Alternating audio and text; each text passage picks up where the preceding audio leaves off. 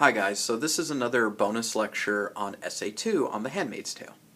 So for this essay, students, I've taught this book, given this essay a couple different times, and one of the common mistakes that students make is they try to talk about a lot of stuff rather than actually justify and prove a few things are true.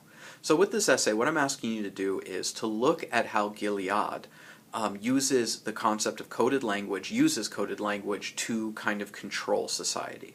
Again, a theocracy can't just happen, especially from a country that was built upon democracy.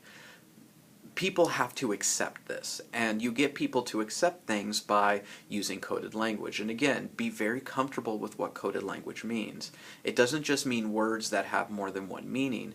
It means words and expressions and symbols and phrases and any kind of concept of language that has one definition that on the surface everybody knows, but has a very different definition underneath the surface that goes unstated, that actually tends to influence how you think, that tends to influence how you see something. So again, looking at the words illegal immigrant or illegal alien versus undocumented worker. Again, they both mean, on the surface level dictionary definition, they mean the same thing: a person who is in a country without proper authorization. However, they both have very different coded languages underneath.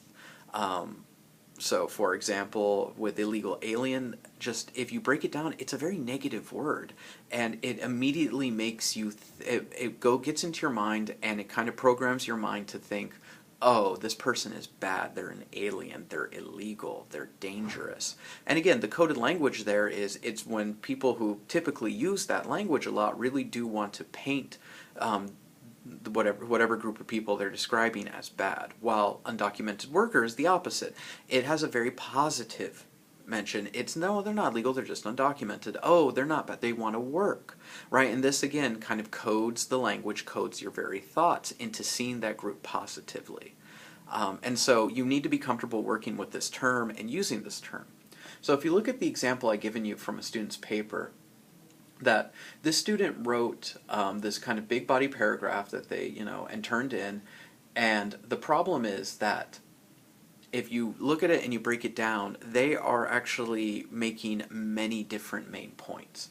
So they're saying that, well, this means this, guardians mean this, gardeners mean this, angels are this, handmaids are this, wives are this, econo wives are this, and they're making all of these points in one paragraph. And the problem is they're not actually proving anything they say. They're not actually being specific. They're not actually doing good work. Because the purpose of this essay is, again, to look at all the subtle, tiny, little different ways that Gilead kind of codes the language to make people think differently about the world they live in.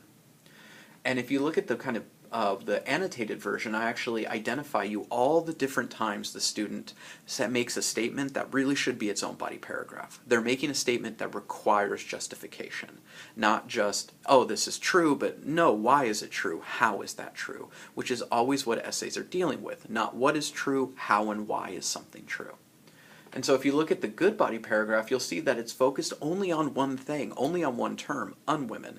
And it takes its time to prove why unwomen is an example of coded language.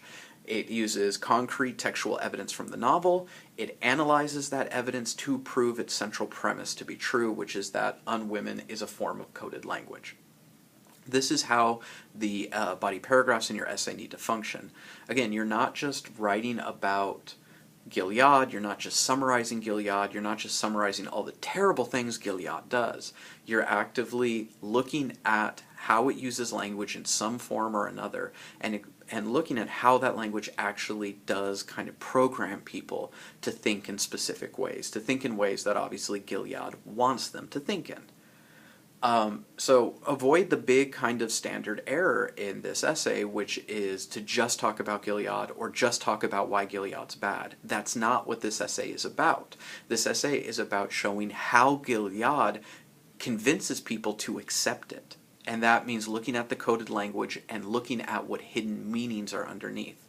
A good tip is You shouldn't be talking about more than one color, one title, one image, one phrase per body paragraph.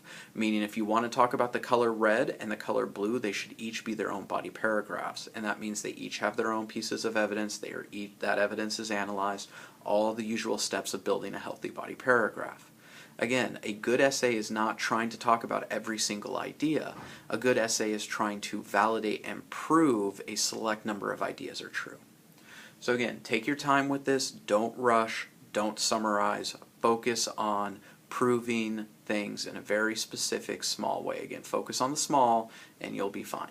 In any case, I hope that helps. If you have questions or drafts, you just please reach out to me and I'm happy to help. So in any case, take care, guys. Bye.